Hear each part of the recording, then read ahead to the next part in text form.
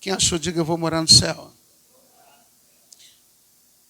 Diz assim: depois disso, Ben-Hadad, rei da Síria, de Arã, convocou todo o seu exército para atacar e sitiar Samaria. Houve grande fome em Samaria, porque o cerco foi mantido até que grande fome se espalhou por toda a cidade, a ponto de uma cabeça de jumento custar o equivalente a 80 peças de prata, e uma caneca de esterco de pomba, 5 peças de prata. Quando o rei de Israel ia passando pela muralha, uma mulher lhe gritou: socorre-me, Senhor meu rei. Diante do que respondeu ele: se o Senhor não te socorrer, quem sou eu para te ajudar? Acaso há trigo na eira ou vinho no tanque de prensar uvas? Mesmo assim, o rei lhe perguntou: o que te aconteceu?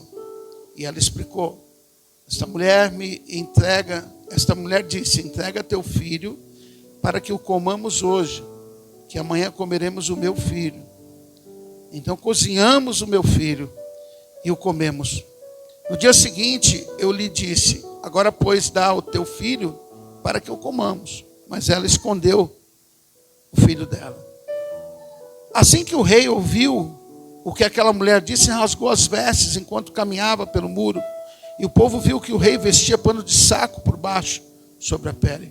Então disse o rei: que Deus me castigue com todo o rigor, se a cabeça de Eliseu, filho de Safate, lhe ficar sobre os ombros até o final deste dia. Eliseu estava sentado em sua casa e os anciões sentados com ele, e o rei fez-se preceder por um mensageiro. Mas antes que esse chegasse até lá, Eliseu declarou àquelas autoridades: viste como esse filho de assassino mandou-me cortar a cabeça? Ficais, pois, atentos. Assim que o mensageiro chegar, fechai a porta e empurrai-o, deixando para fora, e a porta trancada. Porventura ele não será imediatamente seguido pelos passos do seu senhor? Quando Eliseu ainda estava falando com eles, o mensageiro chegou e declarou: isto é um castigo que vem do Senhor?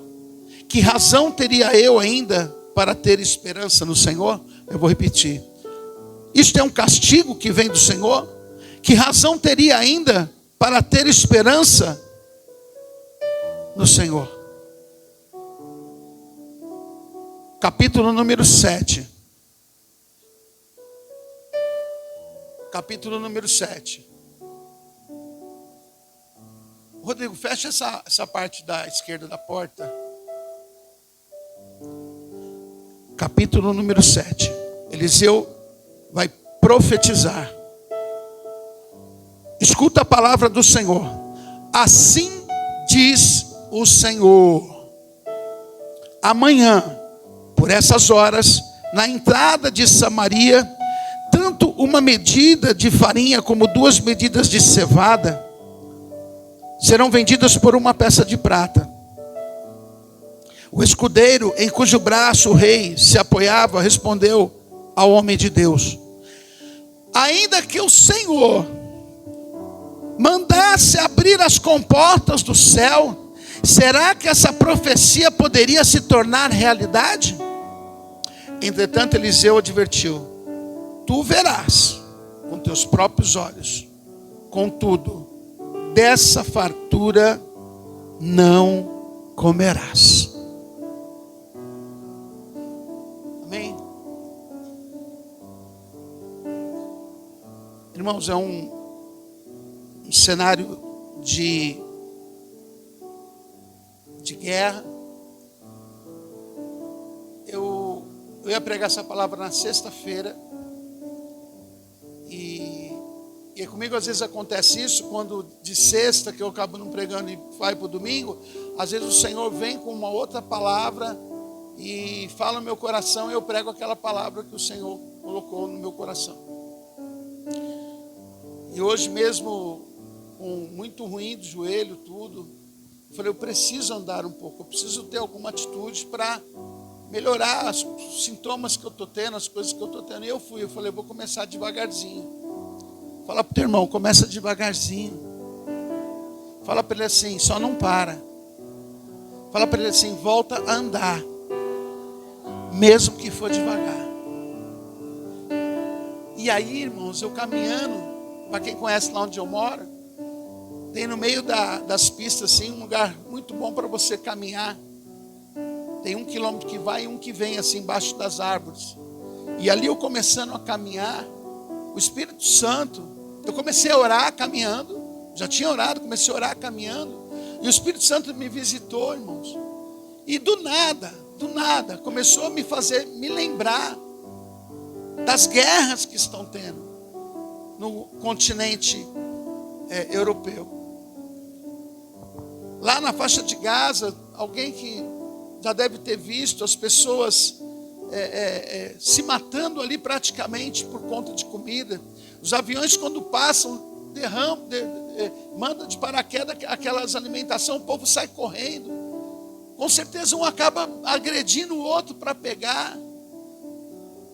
Fome na África, fome em tantos lugares do globo terrestre.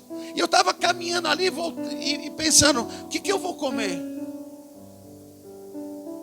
Escolhendo. E a hora que veio isso aqui, me veio a palavra novamente, e ardeu. Eu falei, às vezes a gente não está dando o devido valor para aquilo que a gente tem. E às vezes ainda que não seja muito, mas a gente ainda tem. E aí Deus me confirmou esta palavra. Aqui a gente vai ver, e era de praxe, o inimigo de Israel naquela época, sempre que vinha principalmente Ben-Hadad, eles tinham o costume de fazer cerco, de fazer um cerco. Eles não vinham para invadir uma cidade que era fortificada, uma cidade que tinha suas defesas. E vinham e enfrentavam, mas primeiro eles faziam o que? Eles faziam um cerco. Eles cercavam a cidade. Para quê? Para que com o passar do tempo, começasse a ter necessidade dentro da cidade. Começasse o alimento ficar escasso. Muitas das vezes a água ia acabando. E aqui é mais um episódio da Bíblia que isso está acontecendo. Interessante que eu estava aqui, o Espírito Santo também me visitou aqui e me fez me lembrar que na Bíblia está escrito que o diabo está ao derredor. O diabo, ele anda ao derredor da gente. E a gente, até onde eu sei, a gente é cidade de Deus. A gente é homem e mulher de Deus. E muitas vezes ele está ao derredor, ele está cirandando, ele está em volta. Aleluia. Para ver se você abre uma brecha, para ver se você abre algo para ele poder entrar. Porque tudo que o inimigo quer é uma brecha para entrar. Ben-Hadad, que de bem não tem nada, ele só estava ali, o exército dele só estava ali esperando Israel abrir uma porteira. Para quê? Para ele entrar com o exército dele e bagunçar tudo, tomar tudo, quebrar tudo, acabar com tudo. Mas como ele não conseguia andar, ele fica ao derredor. Aleluia. Mas eu também aprendi algo. Aprendi que onde tem presença de Deus, aprendi que aonde o fogo está ardendo, o inimigo pensa 2, 3 vezes para querer entrar. Tem proteção divina para a tua vida, tem proteção de Deus para a tua vida. Aleluia. E aqui, irmãos, aqui o que nós lemos, quando eu comecei a ler esse texto, vai dizer, depois disso, porque o próprio Eliseu já falava no próprio capítulo 6, Eliseu ele revelava, antes desse cerco, Eliseu revelava ao rei de Israel o que? As emboscadas e os planos do rei da Síria. que era o quê? Era para sempre encurralar Israel, era sempre para derrotar Israel. Antes desse cerco. Antes. Só que nessas vezes que Israel era avisado, Ben-Hadad não conseguia executar o plano dele de derrotar Israel. E Eliseu, ele avisava, ele revelava, ou seja, todas as vezes que Ben-Hadad, antes do cerco, todas as vezes que Ben-Hadad, ele tentava armar alguma coisa contra o povo de Deus, contra Israel, para invadir, ou para fazer emboscadas, Eliseu, como profeta, avisava Jorão, que era o rei. E a Bíblia vai dizer que não foi uma vez que isso aconteceu, mas mais de 2 vezes isso aconteceu. Ao ponto de Ben-Hadad procurar saber aonde Eliseu estava. Porque profeta que é profeta de verdade, irmão, vai ser perseguido. E ele vai querer o quê? Matar o profeta. No versículo 13 do próprio capítulo 6, a Bíblia vai dizer assim: diante do que o rei determinou, ide, vem de onde ele se encontra, e mandai trazê-lo. Então lhe informaram: o profeta está em Dotã. E quando eles chegam em Dotã, aleluia, Eliseu tinha acabado de se levantar, e aí chegou um batalhão cercando a cidade que ele estava, cheio de carros, cavaleiros. E o servo de Eliseu, por que ele está sendo perseguido? Porque ele revelava. O servo de Eliseu vai dizer: ah, meu senhor, o que haveremos de fazer? E o profeta vai dizer algo, irmão, que eu quero ser boca de Deus para a tua vida nessa noite também. Porque eu não sei quem tem se levantado contra a tua vida, e nem na área que tem se levantado. Porque se tem alguém se levantando, é porque alguma coisa de muito certo tu está fazendo. Ninguém se levanta contra a pessoa que está fazendo coisa errada. Ninguém se levanta contra a pessoa que está no erro, que está no pecado. Só vão se levantar com quem está fazendo as coisas direito. Aleluia. Louvado seja o nome do Senhor. E o profeta Eliseu vai dizer assim, ó, eu quero que você entenda isso daqui, porque o profeta Eliseu está ali, ó, depois eu vou voltar no cerco. Mas ele vai com a mesma tática, e vai cercar em Dotã, onde o profeta Eliseu está com o exército, ali dentro está o profeta, talvez alguns alunos da escola de profeta.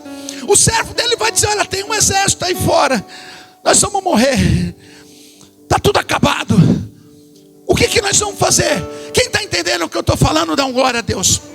O profeta está lá dentro, aquele que revelava, aquele que não deixava que o mal acontecesse com o povo dele, com o rei dele, com Jorão. Ele está ali dentro, mas Ben-Hadad vai, o quê?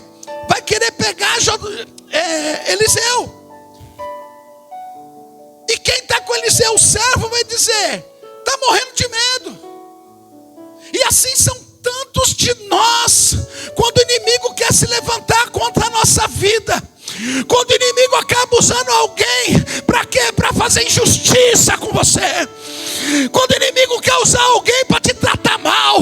Quando o inimigo quer usar alguém para perseguir você.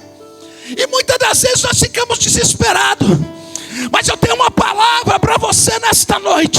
A palavra que Eliseu disse: não temas, não tenha medo, porque são mais numerosos os que estão conosco do que os que estão com eles. Eu vou repetir: maior é aquele que está com você do que aquele que vai contra você. Oh, aleluia!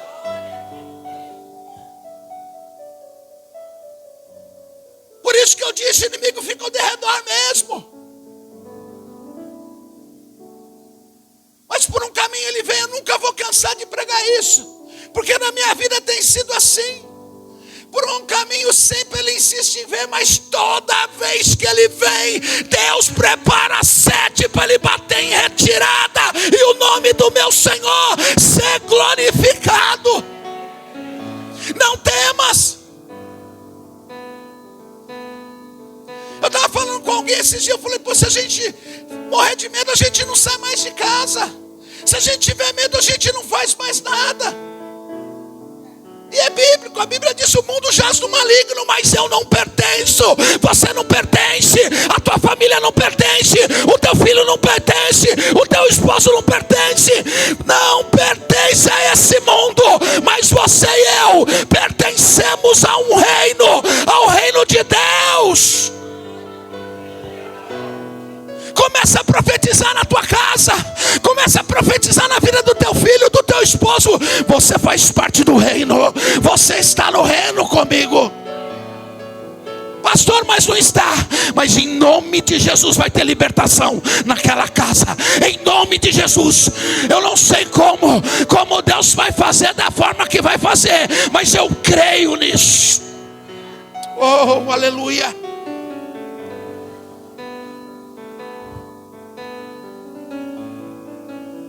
Em seguida, Eliseu, ele vai suplicar ao Senhor, porque o exército continua lá fora. Repita comigo: o exército continua lá fora, querendo pegar você. Aí a Bíblia vai dizer que Eliseu, ele suplica, ele ora, e vai falar para o Senhor: Senhor, abre os olhos dele. Abre os olhos deles. Para quê? Para que eles consigam ver. E o Senhor fez com que o moço pudesse enxergar a montanha coberta de cavalos e carros de fogo em torno de Eliseu. E quando os sírios desciam contra ele, Eliseu orou assim: rogo-te que firas estes homens de cegueira. E naquele momento fez com que todos os soldados arameus ficassem completamente cegos. Eliseu pega eles e vai levar lá para Samaria. Ali era a hora do quê? De matá-los. Mas Eliseu fala para o rei: não faça isso. Não faça isso. Aqui nós temos uma lição que o profeta dá para a gente. Entenda, esses mesmos que Eliseu fez cegar, pegou praticamente na mão deles: eu vou mostrar o caminho. Levou até Samaria. Quando levou até Samaria, eles entraram e foram presa fácil para o exército que estava em Samaria. E aqui eu vejo a misericórdia de Deus.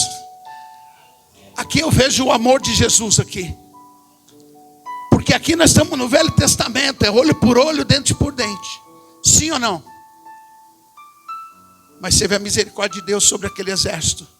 E eles alimentam aquele exército. Eliseu ora e a visão deles volta. Eu acredito que muitos deles ficaram em pânico, porque agora eles estão dentro de Samaria, o exército todo de Samaria ali, podendo pegá-los. Mas eles são alimentados e vão de volta para a terra deles. Eu aprendo algo com isso. E a Bíblia é para a gente aprender lições. Não é porque teu inimigo está te perseguindo, não é porque teu inimigo está falando mal de você, não é porque o teu inimigo está fazendo mal para você, que você vai agir da mesma forma que ele age com você. O que as pessoas fazem com você não pode mudar o caráter que você tem de Cristo dentro de você. Pastor, mas você não está passando o que eu estou passando. Pastor, mas eu não aguento fazer isso. Irmãos, às vezes eu também não aguento. Eu sou sincero. E todas as vezes que eu não aguento, eu já ensinei essa receita para vocês. Às vezes eu perco a receita, é difícil. Mas todas as vezes que eu vou na receita que Jesus me deu, eu espero um tempo, eu oro, eu me acalmo. Às vezes eu jejuo, às vezes eu subo um monte, vou para a palavra. E todas as vezes que eu faço esses passos, eu quando vou tratar com o meu suposto inimigo, ou às vezes inimigo mesmo, porque tem gente que se levanta para ser teu inimigo, infelizmente. eu chego com Deus na minha frente. Quem vai na minha batalha é Deus. Primeiro Deus vai na minha frente. Muitas das vezes eu falo, Senhor, que não seja mais as minhas palavras, mas seja as suas palavras na minha boca para mim poder resolver determinadas situações. E sem medo de errar, todas as vezes que eu não fiz isso, eu fiz besteira. Todas as vezes que eu não fiz da maneira que eu estou falando para vocês fazer. Primeiro, para agir com misericórdia. Segundo, para agir depois de buscar a presença de Deus, de buscar o que Deus está colocando no meu coração para mim fazer. Todas as vezes que eu não fiz dessa forma, eu quebrei a cara, mas todas as vezes que eu fiz, Deus me honrou.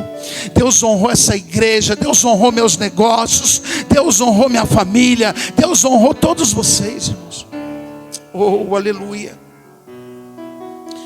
Aí a Bíblia diz assim, depois disso, é que eu acho que eu comecei a pregar errado hoje, não sei o que me deu aqui. Depois disso, foi como eu estava dizendo, bem verdade, inimigo é assim, irmãos, às vezes você dá até né? Tem misericórdia dele, mas ele não tem de você. E ele volta e fez o quê? Veio cercar a cidade novamente. E como eu estava dizendo, ele cerca a cidade, ele faz um cerco em Samaria por muito tempo, teve a escassez de alimento, como eu já tinha falado.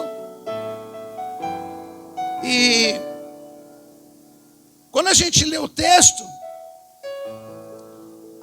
vai dizer que uma cabeça de jumenta estava custando 80 peças de prata, e uma caneca de esterco, 5 peças de prata. Caneca de esterco de pombo, irmãos. O povo estava passando fome, não tinha mais nada para comer. Aí a Bíblia vai dizer, olha, é uma história, parece de filme, desse filme maluco que faz. Porque diz que uma mulher pensa, 2 mulheres pegam e falam assim, é o seguinte, vamos matar meu filho hoje, cozer ele hoje, amanhã a gente come o seu. Olha que coisa, irmão. Vocês entenderam o texto aqui? Que o texto está dizendo? Não é eu que estou inventando. Aí diz que a mulher vai chamar o rei, que o rei está passando nas muralhas, acho que vendo, que das muralhas você vê tanto do lado de fora como do lado de dentro, vendo a miséria que estava, tudo que estava, e uma mulher chama o rei e fala, rei, ontem eu matei meu filho, eu cozinhei meu filho, comi junto com essa mulher, e hoje é o dia de matar o dela, ela não quer. Ai meu Deus, está na Bíblia, irmãos, está em todas as versões da Bíblia, é isso mesmo, não é invenção.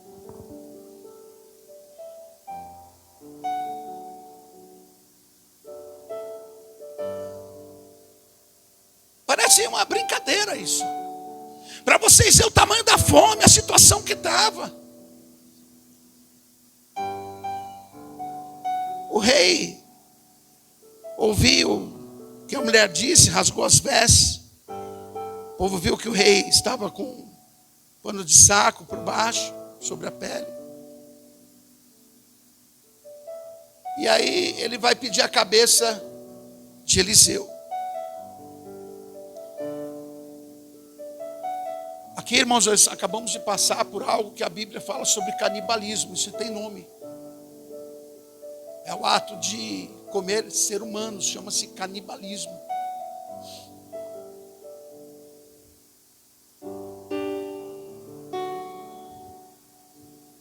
Versículo 31, Jorão pede a cabeça de Eliseu.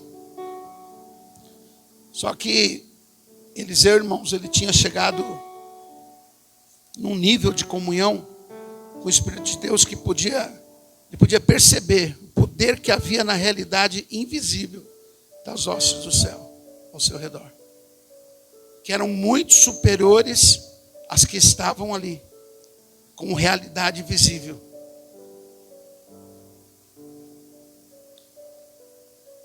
Porque Eliseu, ele sabe que tem um exército lá fora, um exército humano dos sírios lá fora.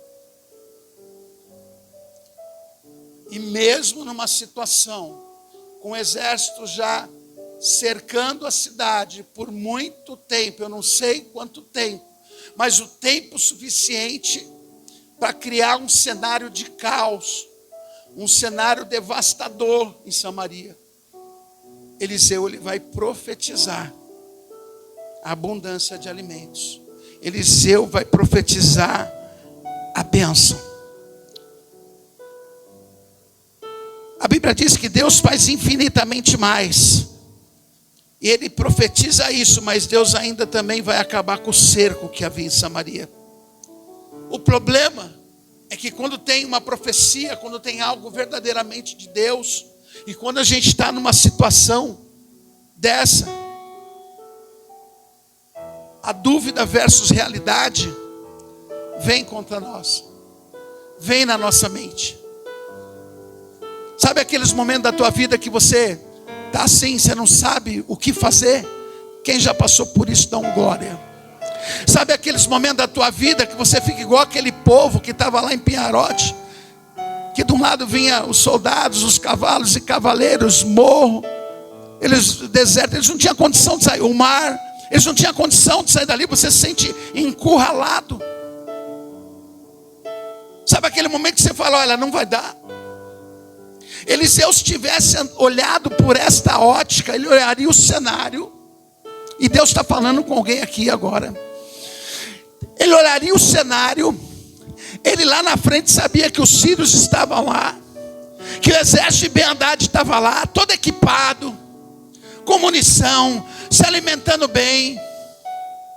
Porque uma coisa numa guerra é você lutar contra alguém desnutrido, alguém que não tem bom armamento, alguém que não está se alimentando, alguém que não está comendo. Outra coisa é você ir bater de frente com alguém que está fazendo academia, boxe, que se alimenta bem, que come carne, que come todo tipo de proteína. Aqui Eliseu sabia, porque a outra solução que tinha, a Bíblia não fala, mas o Espírito de Deus falou ao meu coração, era sair para a guerra, Rony. Era sair para a guerra, mesmo desnutrido, mesmo sem nada.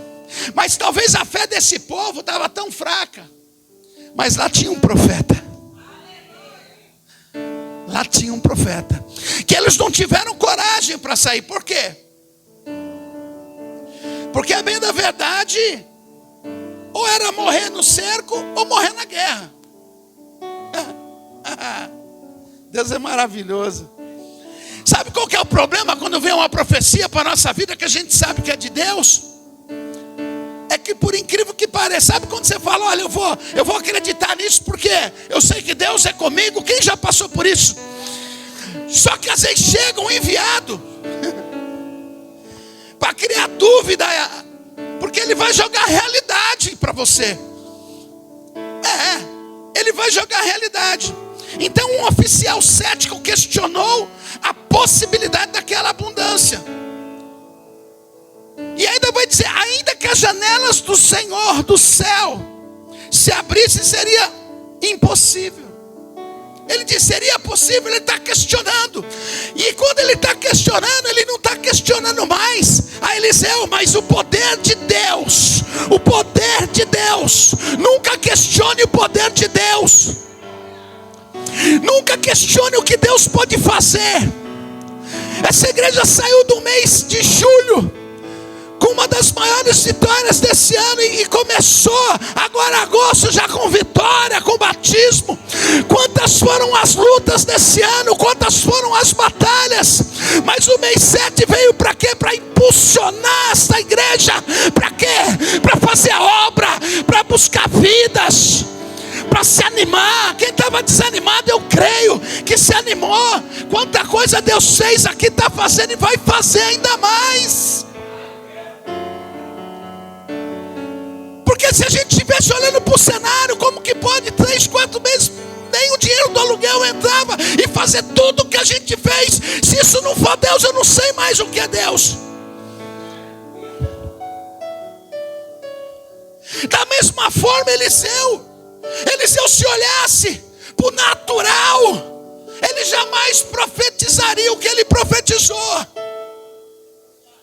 Eliseu, se olhasse, se fosse nos muros, igual o rei foi, igual Jorão foi, porque Jorão foi para os muros, aquela mulher falou com ele, comeram crianças ali, comeu criança. Mas o rei olhou o natural. Mas o profeta olha no sobrenatural.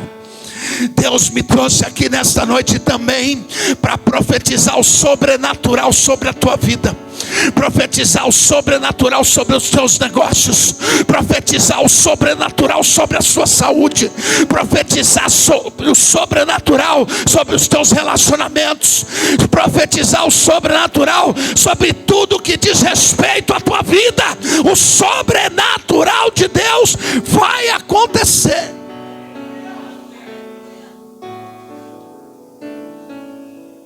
O nível espiritual de Eliseu era tão grande, porque ele olha uma coisa, mas ele vê outra. Isso é sobrenatural. Eu olhar aquilo que não está dando certo, olhar aquilo que está dando errado, mas falar, vai dar certo. Eu profetizo que vai dar certo. Eu profetizo que vai mudar.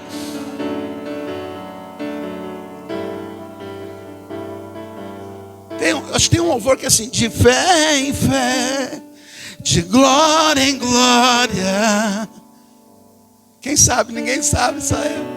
Mas tem um assim, não tem? É de fé em fé, em glória, irmãos. Mas não aconteceu, mas a tua fé tem que permanecer. Mas aos meus olhos agora não está acontecendo nada mais. No mundo espiritual, aleluia, já está descendo uma ordem do Altíssimo para você, que diz respeito a você. Deus está falando para alguém aqui: não temas. Deus está falando para alguém que vai ver aqui no YouTube depois: não temas, Ele é contigo. E às vezes dá até para entender a atitude de certas pessoas assim, porque a gente às vezes fica igual esse oficial, achando que não vai dar certo. Quando o quê? Quando passamos dificuldade, provas, desertos. Principalmente quando o processo é demorado. Esse cerco já durava algum tempo, eu não sei quanto tempo. E acabamos achando, igual esse oficial do rei, pensamos ser o quê? Um castigo. E por um momento nos perguntamos no íntimo: que razão teria para ter esperança no Senhor? Que razão teria para continuar acreditando?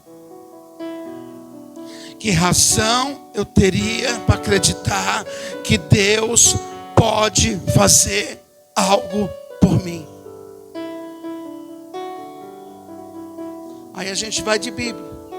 Isaías 41:10: não temas, porque eu estou contigo. Não te assustes, porque eu sou teu Deus. Eu te fortaleço, eu te ajudo e sustento com a mão direita da minha justiça.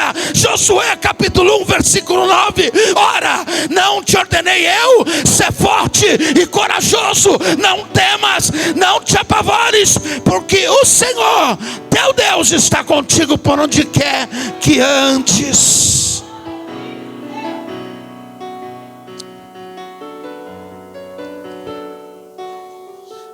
Engraçado que o cenário continua terrível.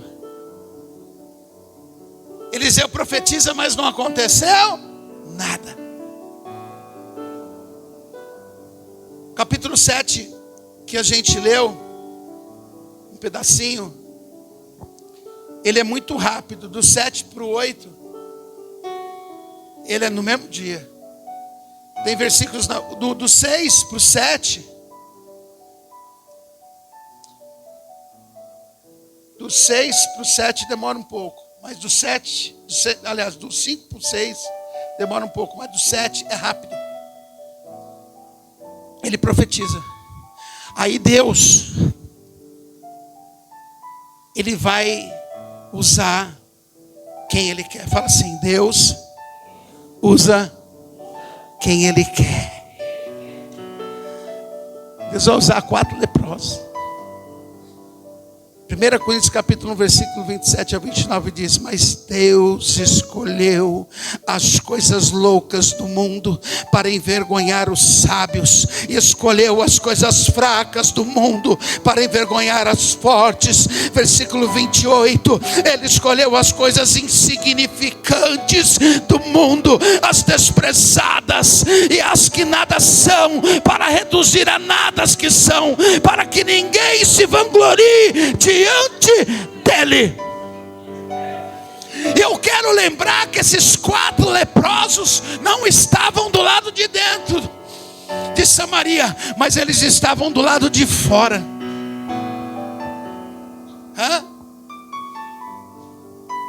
Estão te excluindo? Estão querendo te deixar do lado de fora? Fala para o teu irmão aí, não se preocupe. Ninguém dava nada para eles. Tem alguém falando mal aí de você? Tem alguém falando que não vai dar certo? Tem alguém falando que não vai dar em nada? Tem alguém falando que não adianta nada vir para o culto? Tem alguém falando que não adianta nada estudar teologia? Tem alguém falando que não adianta nada você ficar em casa lá, ensaiando os louvores? Tem alguém falando para você, jovem, para quem na igreja? Tem. Tem alguém falando para você: não vai não, você não vai acontecer nada, não vai mudar nada. Isso aí é papo furado de pastor. Essa coisa de igreja está por fora. Essa coisa de congregar está por fora. Vai a hora que você quiser, quando você quiser, do jeito que quiser, vai da maneira que você quiser. Afinal, Deus é um só. Só falta ele falar para Deus: é Deus de bagunça mesmo. Deus gosta de bagunça. Deus gosta de coisa errada. Tanto faz para Deus. É esse o Deus que você serve?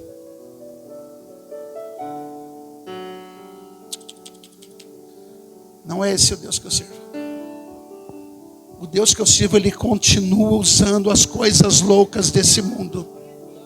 O Deus que eu sirvo continua pegando os improváveis para fazer que aqueles que se acham prováveis demais, bons demais. Não se glorie o sábio na sua sabedoria, nem o rico na sua riqueza,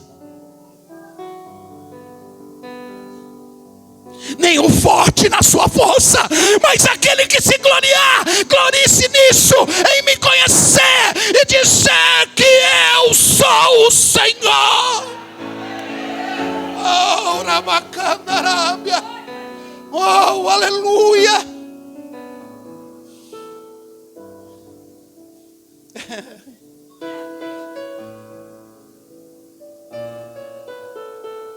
Quantas pessoas, quantos estão aqui dentro que quase pararam?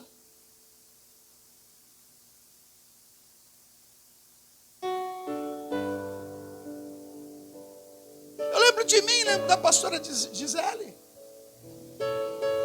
Ninguém dava nada. Tem um monte de gente que continua não dando. Você acha que vão querer dar alguma coisa para você? Nada. E muitos irmãos diziam, mesmo depois da gente ter se convertido, mesmo depois de estar na igreja, fazendo parte, se batizando, parecia que as marcas e atitudes que eu tinha tido no passado junto com ela, parece que era um peso que vinha carregando a gente.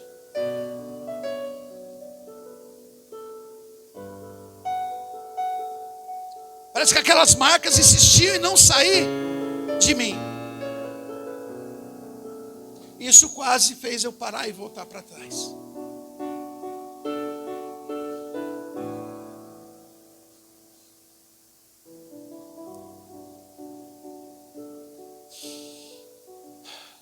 Eu já vi pessoas aqui, irmãos,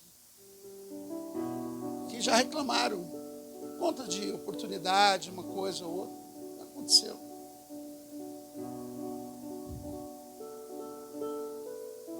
Eu já disse, vou dizer de novo, quando eu comecei como obreiro, operador, fiquei fiquei 9 meses para abrir um culto, e o culto lá você tinha 10 minutos de direção de culto.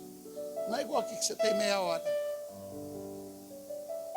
Em 9 meses, sem perder um culto, subi no monte, lendo palavra, fazendo esboço, ajudando meu pastor em tudo que eu podia. 9 meses se passaram. Tinha pessoa que entrava numa semana, na outra semana ele estava dirigindo o culto. Foram 9 longos meses. Eu orava e falava para o Senhor assim: Senhor, deixa eu só dirigir só um cultinho, depois não precisa mais, só um cultinho, Senhor. Eu orava assim. Entrava outra semana, outro mês, a mesma coisa. Quando deu 9 meses, sem dirigir culto, aí ao invés de dirigir culto, o pastor me chamou para pregar numa igreja, num culto de obreiro, de quarta-feira, com 120 obreiros dentro da igreja. Eu terminei de pregar, mais da metade da igreja, mais de 60, 70, 80 pessoas, veio aqui na frente para receber oração. Ah, pastor, mas é porque o senhor é cooperador, tem que esperar mesmo. Não, irmãos. Eu estava sendo testado, eu estava sendo aprovado por Deus. Aí fomos ungido pastor, depois de toda a caminhada, aí tem muita coisa para contar. Durante 4, 5, 6 meses, já ungido pastor. A nossa igreja era em Mariporã. Aonde era? Longinho, né? Eu virei orador oficial dos aniversariantes. Era a única coisa que deixava fazer. Aí eu orava a Deus e falava assim: Senhor, o Senhor me ungiu pastor para mim aqui, só orar pelos aniversariantes? Pois eu fazia a melhor oração que eu podia. Eu orei por todos aqueles meninos da clínica, e quem ia lá também orava junto. Detalhe: nenhuma vez, repita comigo, nenhuma vez eu murmurei. Nenhuma vez eu fui cobrar o meu pastor, mas eu orava. E clínica de recuperação, você vê cada uma, meu irmão, você não tem noção. Mas Deus honrou o ministério, honrou a gente. Então eu quero te dizer uma coisa, e guarde isso. Ainda que teu pastor, que sou eu, esqueceu, não te honrar, não se preocupe. Tem um lá em cima. Tem um lá em cima. Eu posso esquecer, eu posso não fazer, mas se Deus tem um propósito e uma promessa na tua vida, de um jeito ou de outro vai se cumprir, e o nome do Senhor será glorificado. Você não depende de homens, você não depende de pessoas, você não depende nem desse irmão que está do teu lado. Tu depende de Deus, tu depende de Deus, tu depende de Deus. Olá, bacandará.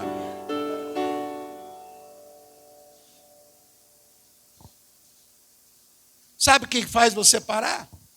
É você mesmo. É você mesmo. Esses leprosos estavam do lado de fora. Falou: se a gente for para dentro, a gente não pode.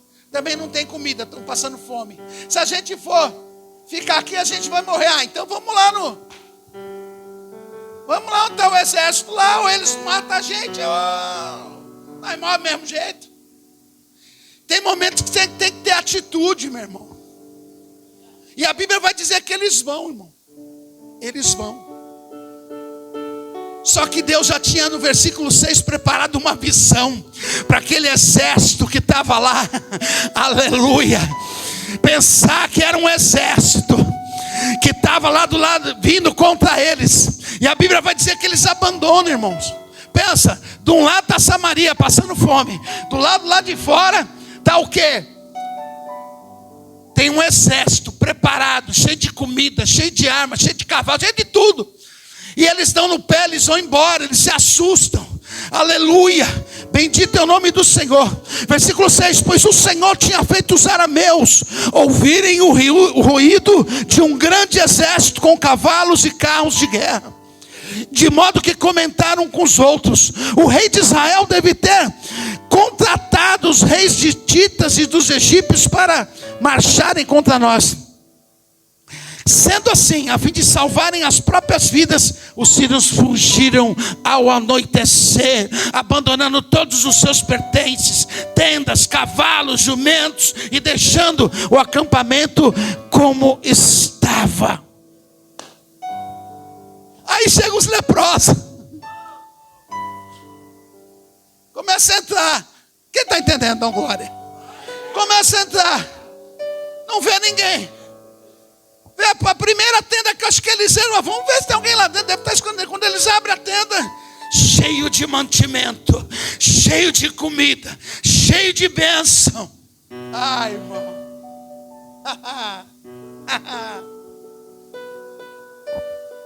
Está de um dia para o outro, de quando foi profetizado até para o outro dia. Aleluia.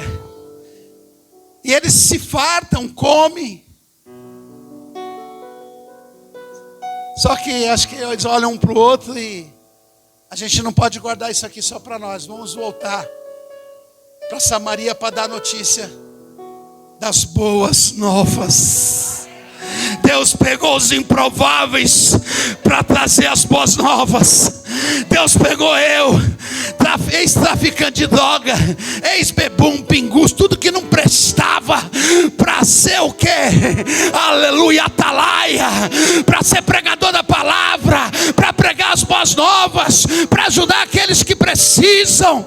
Deus levanta você também nesta noite, nesta obra. Oh, aleluia.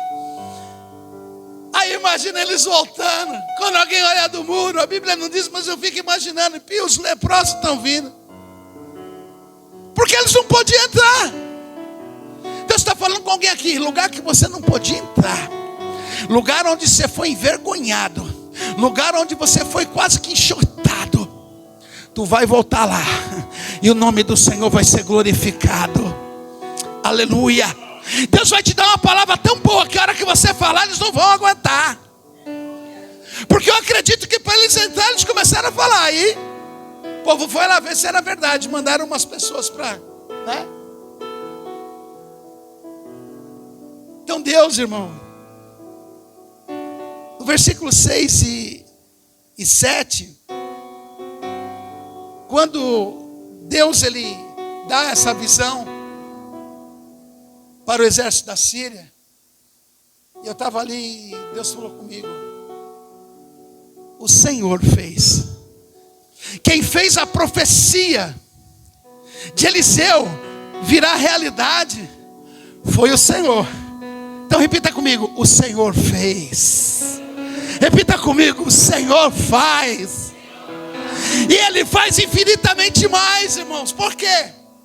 Porque perceba, ao mesmo tempo, diácono Jackson, que vem a abastança, que começa a ter alimento, que não vai ser mais uma fortuna, comida como era antes, porque não tinha, a escassez traz o aumento de preço em todo lugar até hoje.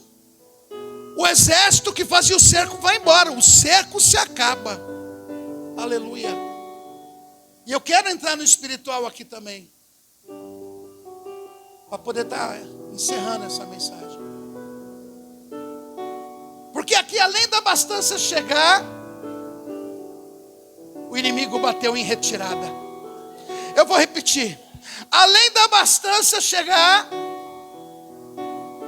e foi de um dia para o outro, o inimigo bateu em retirada. Levanta a mão, você que quer receber essa profecia nesta noite. Eu sei que não é cesta profética, mas Deus preparou hoje para você ver, para você receber. E aquilo que o inimigo tinha preparado, aquilo que o inimigo já estava ao derredor, dando risada, falando não vai aguentar. Aleluia. Deus entra com providência hoje, e o inimigo bate em retirada dessa área da tua vida que estava sendo tão difícil, e vai ter testemunho. Tu vai vir aqui nesse altar e vai testemunhar, vai lembrar desta palavra. Toma posse desta palavra nesse culto da família, porque é para você nesta noite. Receba da parte do Senhor milagre de Deus para a tua vida, sobrenatural de Deus para a tua vida. Assim diz o Senhor nesta noite: tem milagre chegando, tem milagre chegando na tua vida. E Deus, depois de fazer esse milagre, vai te usar. Quem quer ser usado por Deus? Ele vai te usar para você abençoar.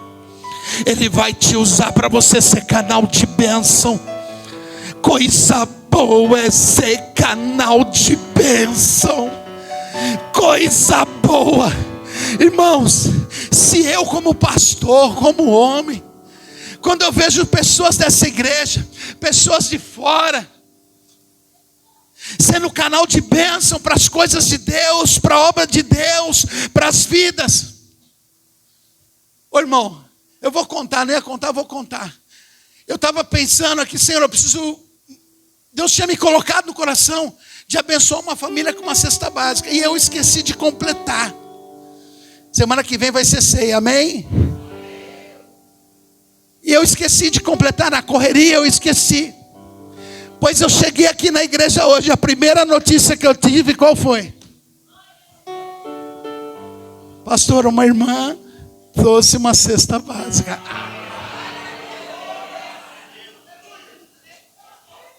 Ô irmão, se eu como homem, já vou encerrar. Se eu como homem me alegro, meu coração enche de alegria quando eu vejo vocês serem abençoadores. Eu já contei, vou contar de novo. Faz tempo, quando a gente era na rua de baixo, a gente entregava a cesta básica todo mês para algumas famílias, média de 10 famílias, todo mês pegava a cesta básica. Só que tinha mês que às vezes eu ia até parar, porque eu falei: Senhor, se eu não conseguir dar para todos, eu não vou dar mais para ninguém, porque vão falar que a gente está fazendo acepção. E aqui, irmãos, vira e mexe, tem essas palavras. Mas aí Deus não deixou acabar. Deus não deixou parar. E eu tive um caso, eu não vou falar quem, posso falar, não é mal, presbítero Leonel. E eu sabia que ele estava passando uma dificuldade, não tinha acabado o mês, eu perguntei: presbítero, você não está precisando de alguma coisa? Acabou as coisinhas lá? Eu prontinho, irmãos, para ele falar, e a gente já dá um jeito, né? Ele falou: não, pastor, eu ainda tenho um pouquinho. Aquela que o senhor me deu, eu peguei e dividi com a minha vizinha que não tinha nada.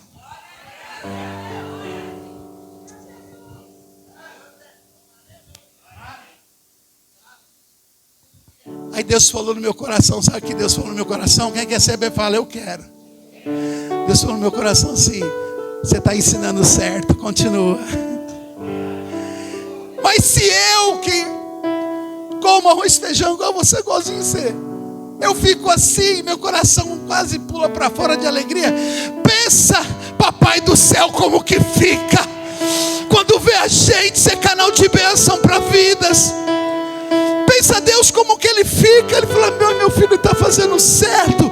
Qual o pai que não quer ver um filho, ainda que seja aqui da terra, fazer as coisas certas, que agrada ao Senhor? Mas eu estou fazendo para pessoas, mas não faz mal. Você está fazendo bem para pessoas e agradando ao Senhor ao mesmo tempo. Isso enche meu coração de alegria, de esperança. De esperança. Que a gente continue pregando, ainda que na simplicidade, ainda que na humildade, mas pregando o amor de Cristo que está dentro de nós.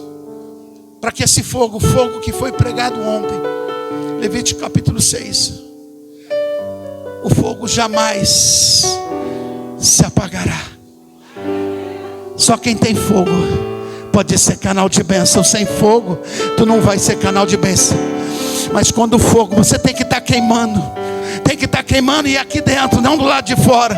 Porque foi como foi pregado ontem. Lá queimava do lado de fora, mas a partir de que Jesus Cristo veio, morreu na cruz do Calvário, por mim e por você, o fogo começa a queimar. É de dentro, é de dentro, é de dentro, é de dentro, é de dentro. Se coloca de pé em nome de Jesus. Se coloca de pé em nome de Jesus. Eu louvarei.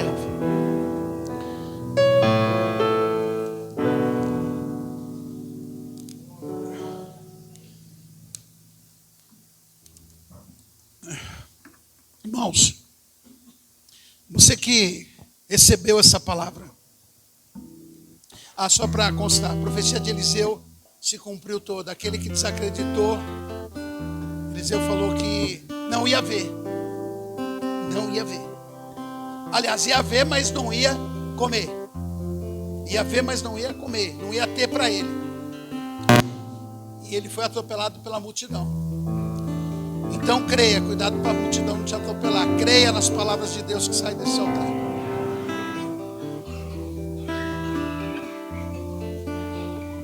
Bonito, né? Bonito, né? E aí? Deixa eu terminar o culto, depois você sai essa bagunça. Irmãos, tem alguém que está aqui hoje? Ouviu essa palavra e quer voltar para os caminhos do Senhor? Alguém quer aceitar Jesus? Alguém quer voltar para os caminhos do Senhor? Falar, olha, eu errei. Eu não sei, eu senti de voltar para os caminhos do Senhor hoje. Alguém que ardeu essa palavra no coração. Alguém que tem esperado do Senhor e hoje teve uma resposta do Senhor e fala, quer saber, vou voltar. Tem alguém nessa noite, nessa condição? Não vai embora da mesma forma que você entrou. Eu preguei Apocalipse 21 semana passada, e todos sabem que aquele que 20:15, aquele que não estiver com o nome escrito no livro da vida arderá num lago de fogo, irmãos. E é noite hoje de você se reconciliar com Ele. Tem alguém para Jesus nessa noite? A Daniela, vem Daniela. Vem Daniela. Tem mais alguém que essa palavra falou com você e você quer voltar para os caminhos do Senhor nessa hora? Vem como está. Mais uma vida para Jesus. Vem como está. Vem como está. Aleluia. Bendito seja o nome do Senhor. Venha um varão aqui. Aleluia.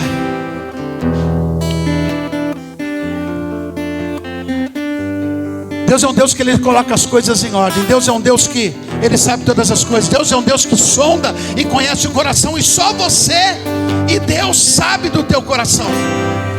Se tiver mais alguém, aproveita agora, vem junto.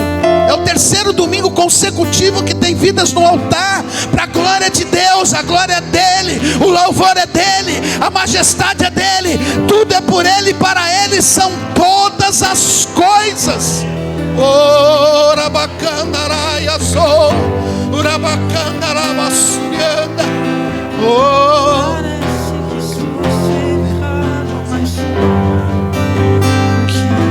Oh glória. Parece que estou cercado. Oh glória. Parece que estou cercado, mas sou guardado por ti. Parece que estou cercado, mas sou guardado por ti. Parece que estou cercado, mas parece que estou cercado, mas sou guardado por ti. Parece que estou cercado, mas sou guardado por ti. Parece que estou cercado, mas sou guardado por ti. Assim que luto minhas guerras, assim que luto minhas guerras. Senhor, meu Deus e meu Pai, em nome de Jesus Cristo, Senhor, Pai querido, Pai amado, Pai, nós pedimos, Senhor, que isso venha abençoar a vida da tua filha, dê força para ela. Pai, em nome de Jesus Cristo, escreve o nome dela no livro da vida, Senhor, assim como ela pediu, Senhor, para que nunca mais saia de lá da força, Senhor. Pai, em nome de Jesus Cristo, abençoa também o teu filho, Senhor, o teu servo, Senhor, em nome de Jesus Cristo, Senhor. Glorifica o teu nome através da vida dele, dá força, Senhor, para permanecer nos teus caminhos. Ah, Senhor, em nome de Jesus, Pai, abençoa os teus filhos, a vitória em nome de Jesus. Oh, glória! Assim que luto minhas guerras, assim que luto minhas guerras, assim que luto minhas guerras, e é assim que luto minhas guerras, assim que luto minhas guerras, assim que luto minhas guerras, e é assim, parece que estou cercado, mas sou guardado por ti.